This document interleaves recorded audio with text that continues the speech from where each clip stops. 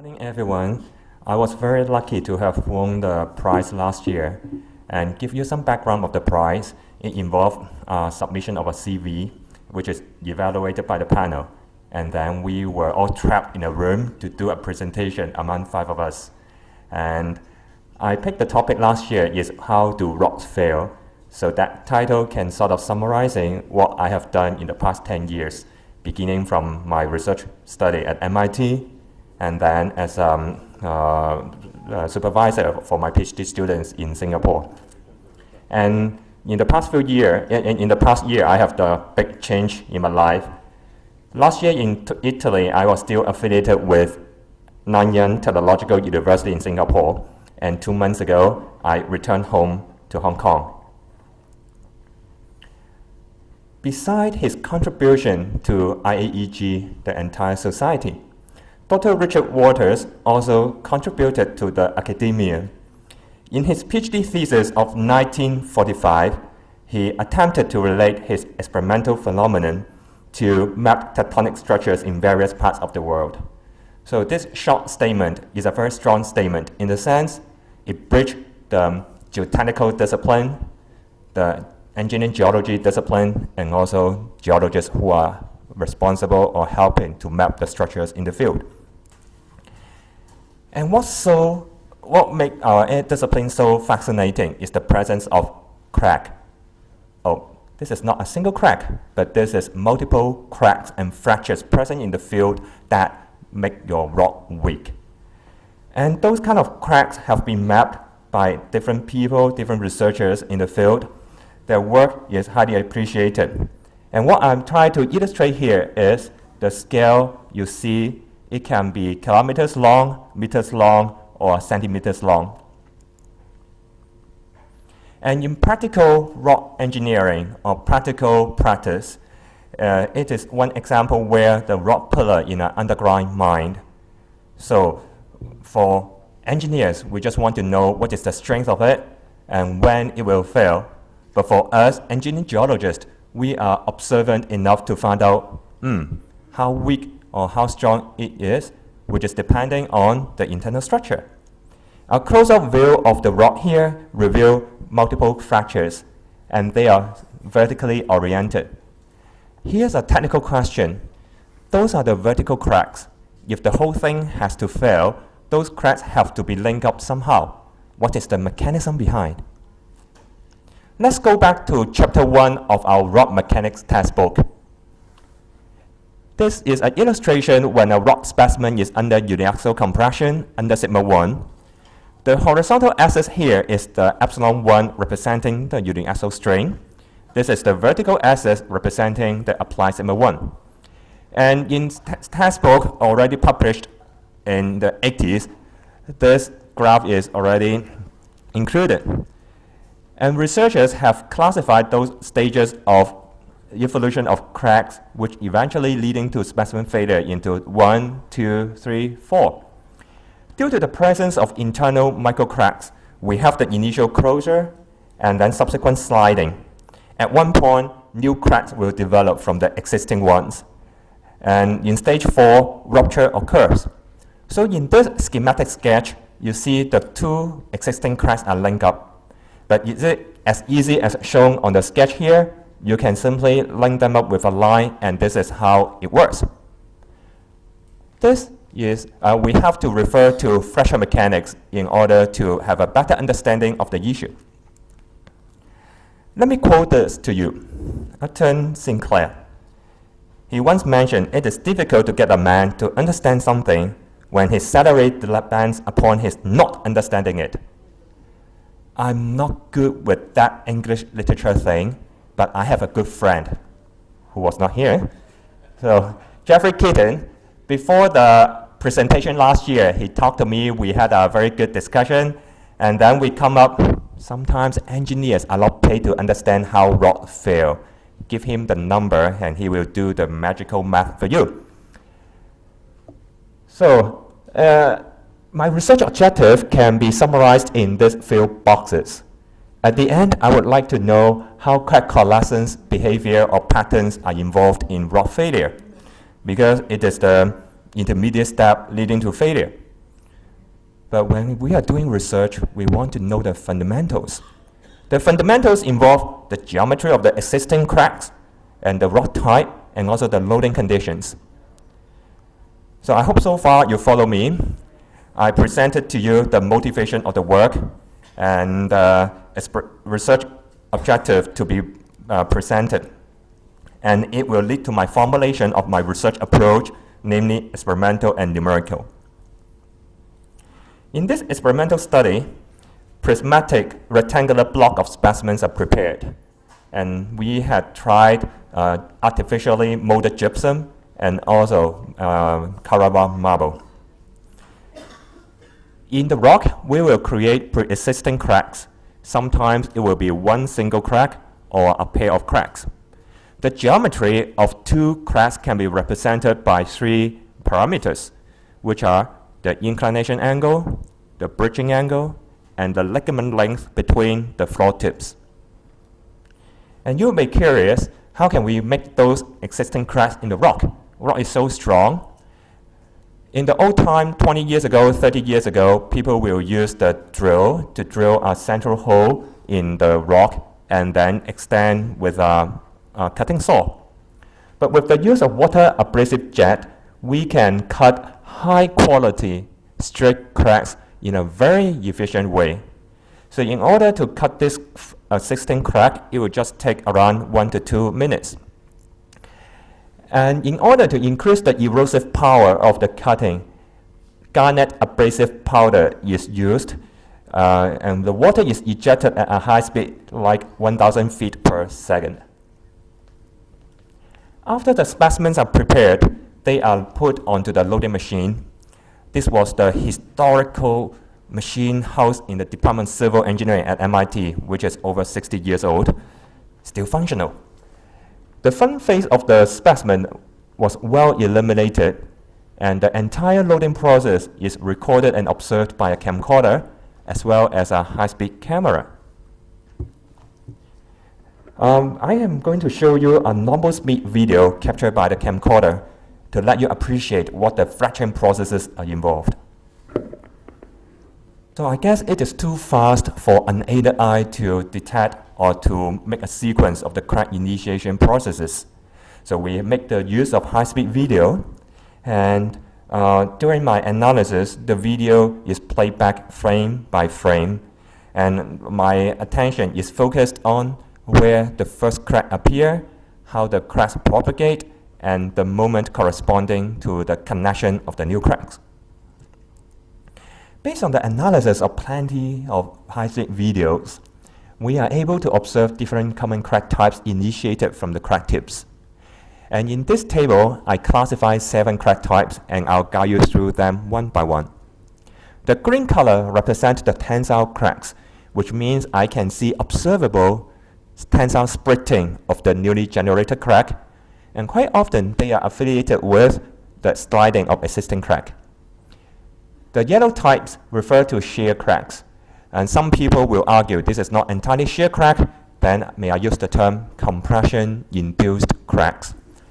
Observable shear movement or sliding happen along the new segments. And there's one type which is called mixed tensile shear crack. The initial segment is shear in nature. At one point, the new crack tip will propagate a new tensile crack out instead of continuing its path as a shear fragment. So the next step, we understand the fundamental crack types. Then what are the coalescence patterns? Again, we have a complicated table, and I on purpose put different colors to represent different characteristics. Let's start with number 3 and number 4. If the crack involved in the connection or coalescence is a shear crack, then I classify them as one big group, and I differentiate these two as type 1 and type 2. Due to the type 1 and type 2 shear crack, they are of different category. The bottom row represents all the coalescence due to tensile cracks. And the classification is again based on the geometry and also based on the trajectory of those new cracks. May I draw your attention to category 1 and 2, which are seldom addressed in the literature. But sometimes, like no news is a good news, it didn't happen, or maybe imply certain thing. No coalescence, it implies even the two existing cracks are present, the mutual influence is not strong enough to initiate a connection between them. And number two, instead of one single crack connecting the existing ones, we have two or more involved in the coalescence processes. Remember, I did the test on the loading machine, and we are able to record the force and displacement of the entire test. The horizontal axis is uniaxial strain. The vertical axis is the applied uniaxial stress. The top graph refers to that of marble, and the bottom one is that of gypsum. For typical day-to-day analysis, the UCS, which is the uniaxial compressive strength value, is reported and shown in the report. But for us, we would like to look at the sequences of the evolution of cracks involved. So like this one, the maximum stress is represented by a circle here. And we notice crack initiation is indicating where the first crack appears. But at a certain point, I also recognize white patch initiation, which is identified here. Upon loading, at one point, white patch appears, but it doesn't correspond to any observable cracks. It is at this high stress level the first crack appears. So it leads to another question: what happened during the loading process in this path? In order to answer that question, one technique is to use microscopic observation. And in my study, I used scanning electron microscope to help.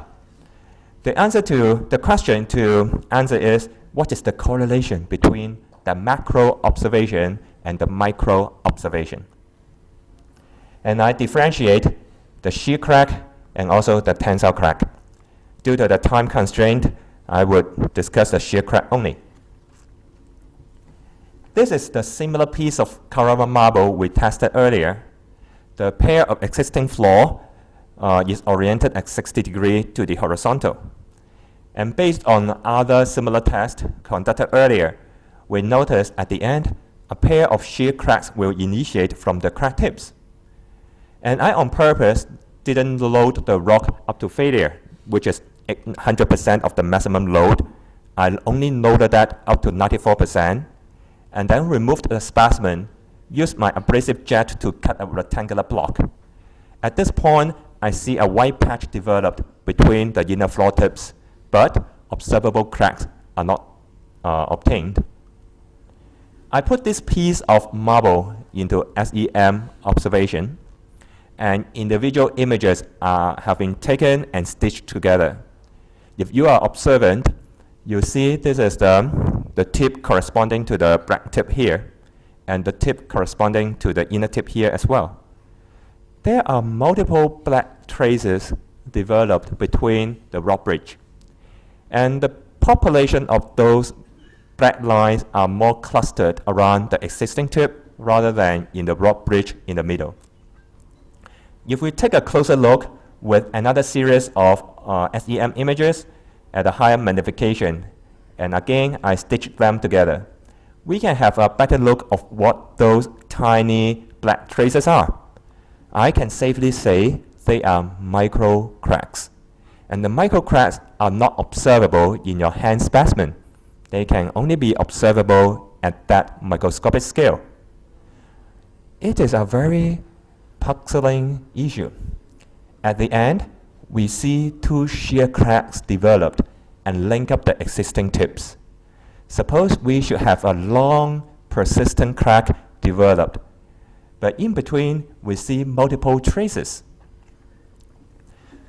So I recap, a shear crack of the macroscopic scale forms to link up the tips. What is the mechanism leading to the formation of small cracks and in turn lead to the formation of failure? It echoes my topic, how do rocks fail? So what's next in your mind?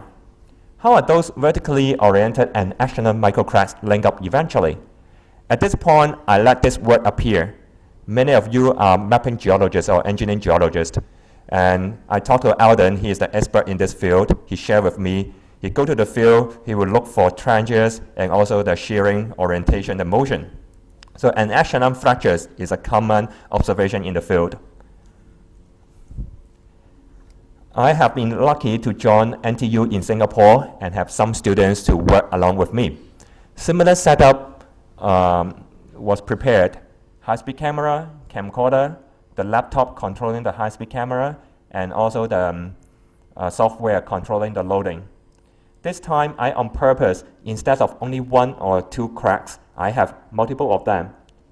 And this is one configuration I tested. Actually, the configuration can be varied by varying the two angles, the array angle and also the floor array angle here, as well as the distance between the two inner tips. And one of such configuration is vertically oriented. I try to replicate what I see under FEM, but I upscale this to the microscopic observation. And my student also carry out such loading and observe similar effect. The white patches develop in between. Before loading, it is clean. At the peak stress, we have the white patches along which the open cracks develop.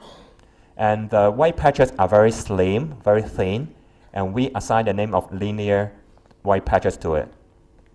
And in some other configurations, at the end, we will have the shear crack developed. And in between the process, the white patches developed, but they are of a greater extent, and we call it diffusive white patches. And we conducted SEM study to differentiate the micro-cracking signatures of these two types. They are distinctly different. So go back to my original research question. How can those vertically oriented cracks link up under uniaxial loading? This is the view before loading. This is the view at the peak stress.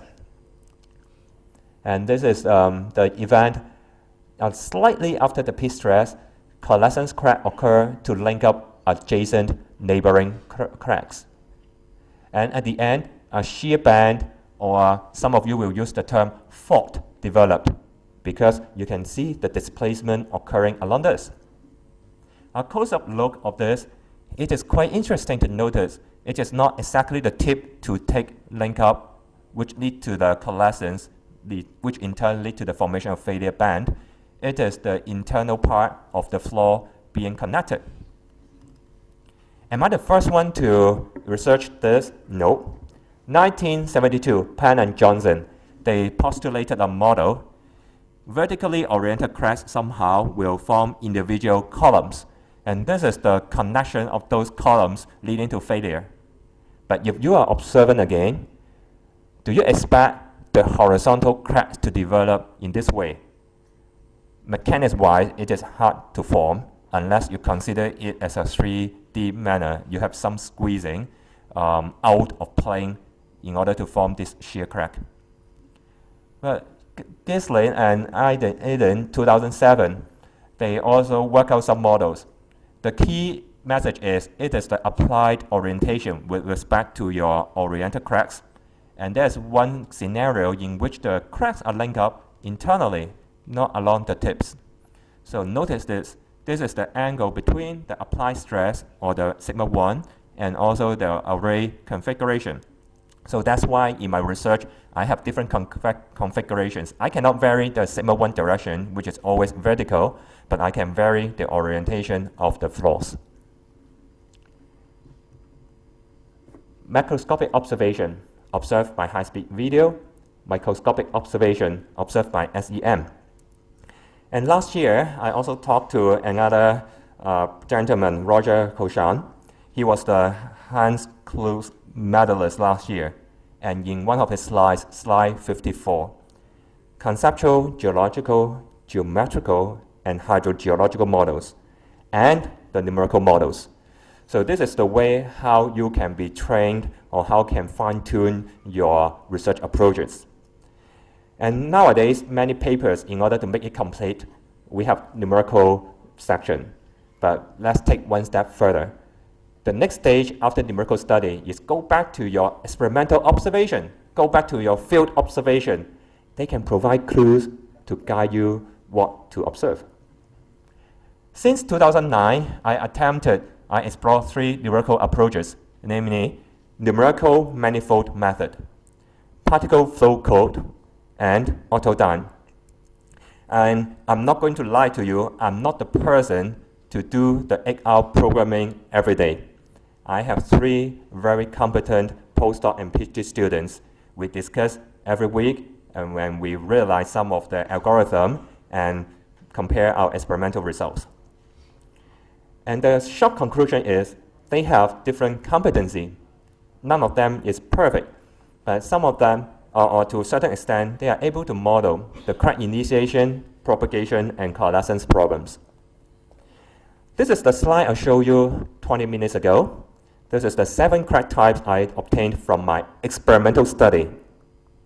Using the numerical manifold method, you do not have to predefine where your future path is, unlike some discrete element modeling like UDAC.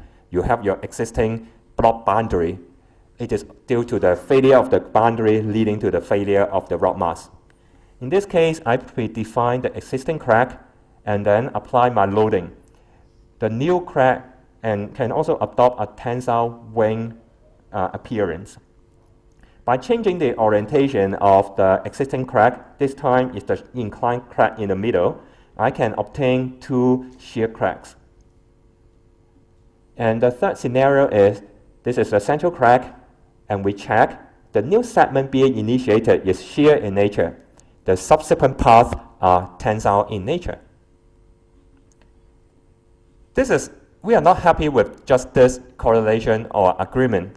We would like to use this tool to explore if this is due to different ratios of compressive strength to tensile strength of the rock itself, will different crack types appear? Our conclusion is yes. So it will echo one of my statements in my research objective. Will rock type affect your crack pattern? The answer is yes. Another scenario is in the real world, it's not only uniaxial compression, not only one direction of loading. We have confining pressure, like in this case, sigma h. And numerically, we conducted that study. The horizontal axis is the lateral confining stress, sigma h, which means I hold sigma h constant for each particular run, and then I applied the sigma naught. The vertical axis plot the sigma naught, which is normalized by the sigma t, which is the tensile strength of the rock. When the confining stress is low, as you can expect, the tensile crack is more favorable. Then we have the solid dot to represent tensile crack all the way up to here. But since sigma h is higher, you need more applied stress in order to overcome this confinement. So that's why the numeric values also increase with sigma h. Up to one point, it is not feasible or favorable to initiate tensile crack because the confinement is so high. But nonetheless, the applied stress, or in the technical term, geotech term, we call it the differential stress, is able to initiate the shear crack. So loading condition, which is dependent on natural confining stress, has an influence on the crack result. Another popular code nowadays is particle flow code. It is a distinct element method. The micro properties consist of stiffness and strength parameters between particles. So we have individual particle, and the micro parameters depend on the stiffness and strength between their bonding. So if it is damaged, if bond breaks, it corresponds to the local damage. This is one slide summarizing one single crack under uniaxial loading. The different colors represent contact force distribution. This is the moment when the vertical loading is 2.6 MPa. The 4 slides, if you look at them closer, they are individual straight lines. They are drawn parallel with force directions in the local manner. And blue color represent compression. The pink color represent tension. So if you go back to your FEM software for geotech analysis, you also draw an opening in your model. You can also get similar conclusion. Certain parts are under compression. Certain parts are under tension. The numbers in each bottom left box here represent the maximum and minimum contact forces. So the reason of showing this slide is when the forces reach your predefined microscopic compressive strength, tensile strength, the local bond will fail. As such, you do not have to predefine where the existing crack will run. Let me quote the example again. For UDAC, you have to define where it is. So the beauty of PFC is of this, the unnecessary, you do not have to define where it initiates.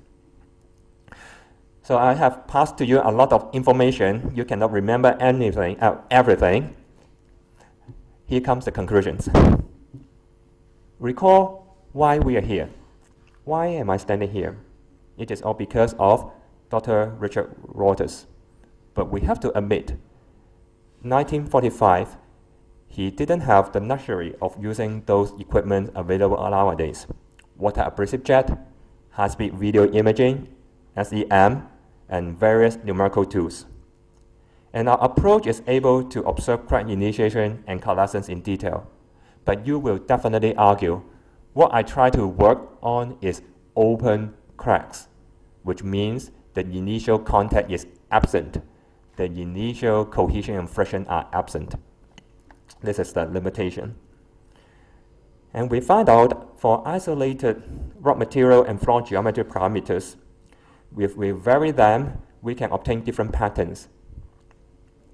And numerical analysis has a promising potential to relate lab results to field tectonic structures. I highlight the work relate because this is what Dr. Waters mentioned in his PhD thesis. He attempted to relate the experimental phenomena to map tectonic structures in various parts of the Earth.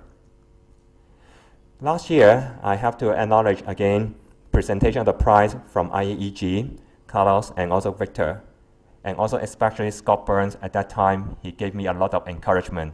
I was quite nervous going to present this in front of a big group of experts in the panel, and also Anne for coordinating the whole thing behind. Thank you very much. I appreciate your attention. Thank you, Dr. Woung.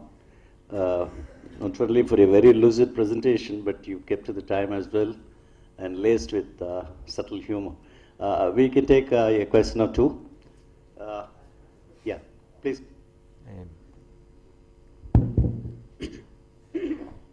Good morning, Louis Woung. I hope you remember me, Manoj Yes. Burman here. Yes. Good to see you here. Okay, well, study of cracks and understanding the crack behavior is so much about rock mechanics and rock mass as such. It's all about discontinuities. So great work indeed. It's a good contribution. My question is that with this, some of the new insights that you have got into the crack initiation, propagation, etc., how do you plan to take it forward closer to a situation where people start using it, maybe as part of some failure criterion? Are you planning to write one, or I mean, how do you want to take?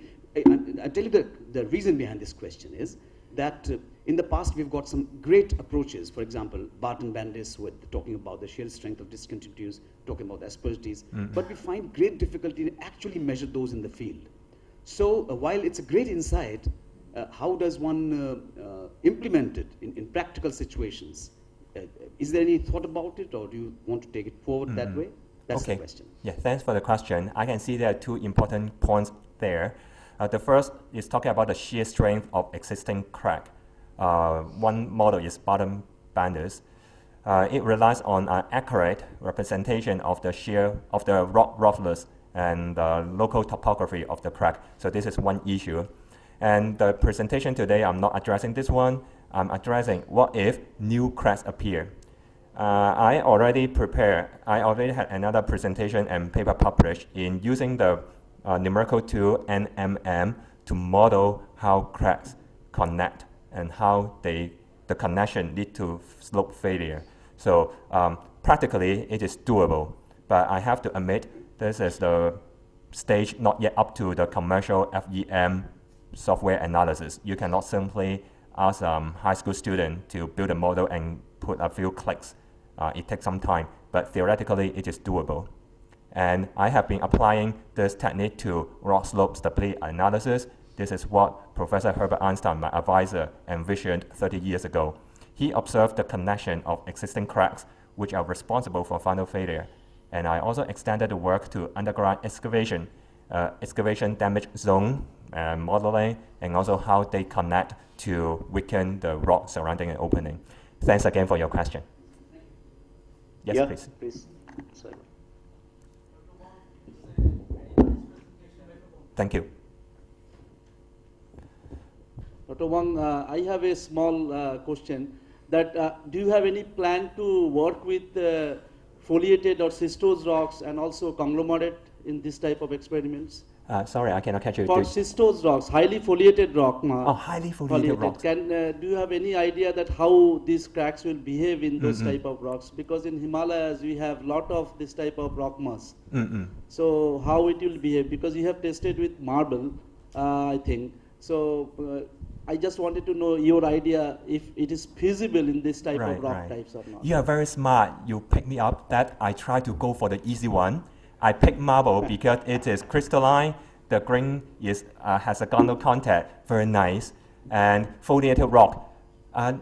This is not my work at the present, but in the rock mechanics community, there is a group of dedicated researchers, like in the Seoul National University, looking at it in an isotropic manner. In this case, if we go back to the technical thing, it is not only one modulus and one Poisson ratio to control the mechanical behavior of the entire rock. It is the three-dimensional orientations.